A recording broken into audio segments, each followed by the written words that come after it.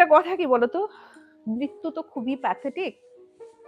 মানে সে মানে বৃদ্ধ বয়সে হোক বা বৃদ্ধ বেলা কেউ গেলে হোক বা ইয়ং এজে হোক, মৃত্যু বলতে না যেহেতু আপনজনকে আমরা হারাই খুব কষ্ট হয়, তাই না?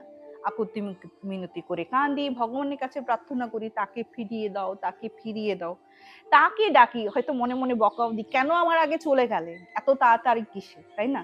খুব বকাবকি করি। আচ্ছা, সেই মৃত ব্যক্তির আত্মায় যদি ফিরে চলে আসে, নিতে পারবেন তো? তখন আবার ভয় পাবেন না তো? এত যে কাকুতি মিনতি করে ডাকেন, ভগবানকে বলেন তাকে ফিরিয়ে দেওয়ার কথা, বা তাকে একটু মনে মনে বকা দেন যে কেন চলে গেলে, চলে আসো, সে যদি সত্যি চলে আসে, সিচুয়েশন কন্ট্রোল করতে পারবেন তো? কি, কমেন্ট সেকশনে কমেন্ট করুন তো। পারবেন আপনারা? কারা কারা আছেন?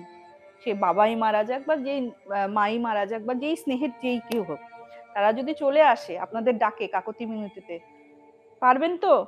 নাকি ভয় পেয়ে তাদেরকে আবার উল্টা ইয়ে বলবেন যে চলে যাও চলে যাও, তাহলে ডেকেছিলেন কেন? সম্পত্তির কথা দিদি বলেছেন, পারমিতা দি আমাদের, হ্যাঁ, পারমিতা মিত্র, ডাউহিলের ইনসিডেন্ট যার সঙ্গে হয়েছিল, মানে ওনার সঙ্গে আর আমার সঙ্গে, ওনার হাজবেন্ডও অ্যাফেক্টেড। তো হাজব্যান্ড যখন অ্যাফেক্টেড, ওনাকে কিন্তু, ওনার যেহেতু শ্বাসকষ্টটা প্রচুর হয়েছিল, নানা রকম সিমটমস দেখা দিয়েছিল, ওনাকে আর ঘরে রাখা যায়নি।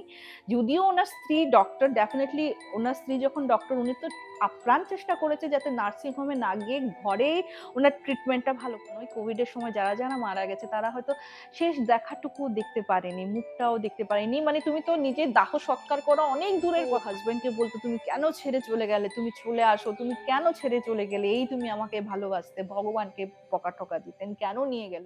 ওনার হাজবেন্ডকে কিন্তু প্রতিদিন তোমার ফুলের মালা তো চেঞ্জ করতেন, ফুল মালা দিতেন, প্লাস উনি খাওয়ার মিষ্টি জলও দিতেন। যেমন আমরা হয় না দুনিয়ায় খুলে দেখলেন যে এরকম করে আত্মাকে নাকি আহ্বান করা যায়, তো উনি তো দেখো অত কিছু তো বেশি জানতেন না, একটা ক্যান্ডেল জ্বালিয়ে টেবিলের মধ্যে উনি আহ্বান করা শুরু করলেন আত্মাকে। হ্যাঁ, করতে করতে হঠাৎ নাকি